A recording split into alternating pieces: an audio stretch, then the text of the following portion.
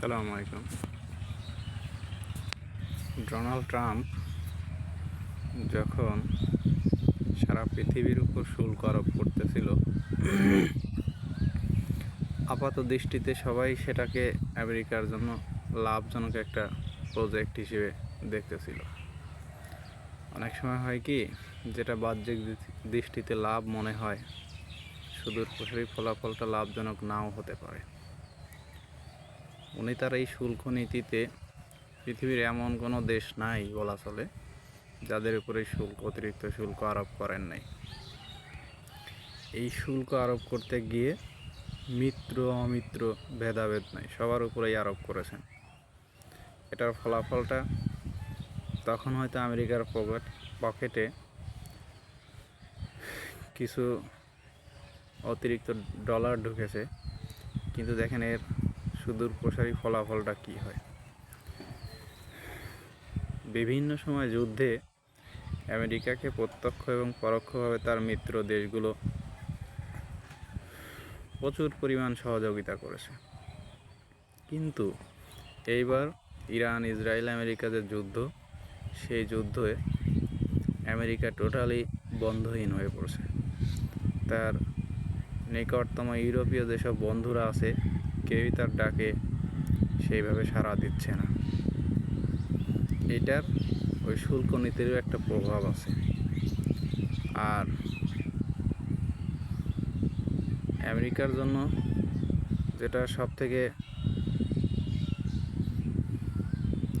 খারাপ দিক, সেটা হচ্ছে কোনো দেশের সার্বভৌমত্বকেই সে গুরুত্ব দেয় না, সেটা তার যত বন্ধুপ্রতিম দেশই হোক না কেন। কিছুদিন আগে গ্রিনল্যান্ড দখলের যে হুমকি দিয়েছিল, এবং সেখানে তার মিত্র দেশগুলো যদি সহযোগিতা না করে তাদের উপর আরও অতিরিক্ত শুল্ক আরোপ করা হবে, এরকম বলেছিল। এর ফলাফলটা কী হচ্ছে? ইরান ইসরায়েল আমেরিকা যুদ্ধে তার মিত্র দেশগুলোর কোনো পজিটিভ সাড়া পাচ্ছে না। এটাই হয়, সারা জীবন শুধু সুবিধা নিয়ে যাবেন, তাদের বিপদে আসবেন না।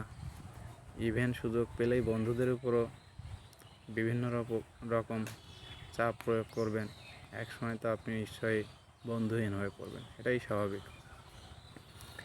আমেরিকার আধিপত্যের মূলে ছিল হিউজ পরিমাণ বন্ধু এক করে বিভিন্ন দেশকে চাপে ফেলানো।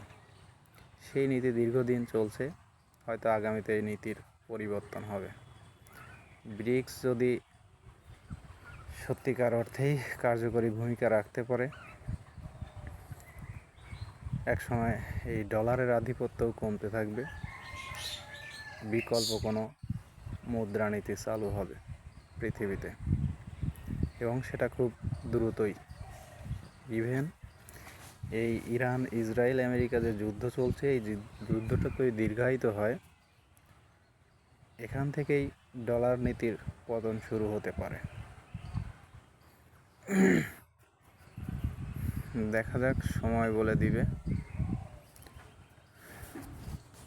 আসসালামু আলাইকুম।